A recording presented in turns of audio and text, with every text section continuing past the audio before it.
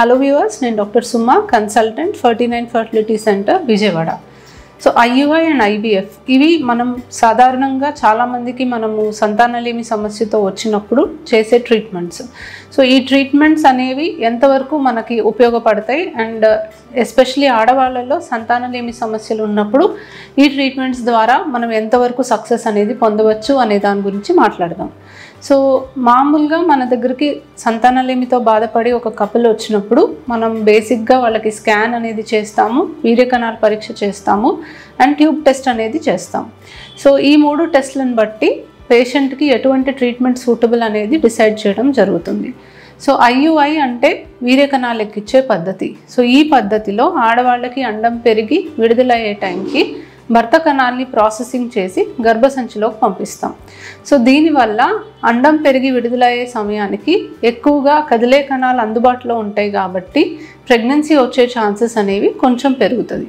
So ఇంట్లో నార్మల్గా husband wife కలిసి ప్రయత్నం చేసినప్పుడు కణాలు అనేవి గర్భసంచి ద్వారం బయటపడతాయి. బట్ ఈ కణాలని మనం గర్భసంచి లోపలికి పంపిస్తున్నాం.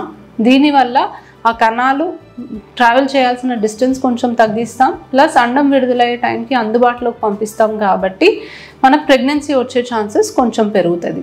కాకపోతే కణాలు ఎక్కించే పద్ధతి చేయాలి అంటే కనీసం కౌంట్ అండ్ మొటిలిటీ ఉండాలి కణాల్లో. ఆడవాళ్ళకి అండం పెరిగి విడుదలవడం అనేది జరగాలి. సో పీసీఓడి ప్రాబ్లం ఉండి టాబ్లెట్స్కి కూడా రెస్పాండ్ అవ్వని వాళ్ళకి మనం ఐయుఐ అనేది చేయలేము.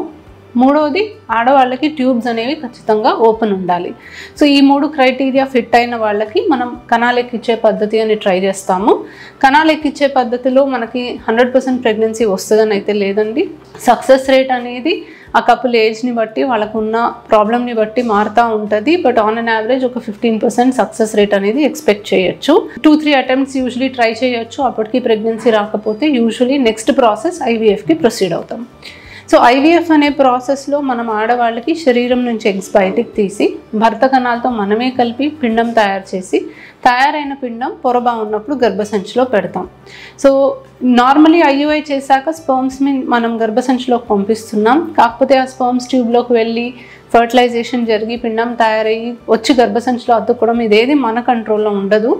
ఐవీఎఫ్ అనే ప్రాసెస్లో చాలా మటుకు మనమే చేయగలుగుతున్నాం. శరీరం నుంచి ఎగ్స్ తీసి స్పర్మ్తో కలిపి ఎంబ్రియో తయారు చేసి పెడతాము. పెట్టిన ఎంబ్రియో అతుక్కుంటే మనకు ప్రెగ్నెన్సీ వస్తుంది. సో ఐవీఎఫ్ చేసినంత మాత్రాన కూడా 100% ప్రెగ్నెన్సీ వస్తుందని కాదు. అది కూడా మళ్ళీ ఏజ్ని బట్టి వాళ్ళకున్న ప్రాబ్లమ్ని బట్టి మారుతుంటుంది. ఆన్ అన్ యావరేజ్ చూసుకుంటే 50-60% వరకు మనం సక్సెస్ రేట్ అనేది ఎక్స్పెక్ట్ చేయొచ్చు. సో 2 ట్యూబ్స్ బ్లాక్ ఉన్నా, ఎగ్స్ బాగా తక్కువ ఉన్నా, వీర్యకణాలు మరీ తక్కువ ఉన్నా, లేదా ఐయుఐ చాలాసార్లు చేసి ఫెయిల్ అయినా డెఫినెట్లీ మనం ఐవీఎఫ్ అనేది సజెస్ట్ చేస్తాం.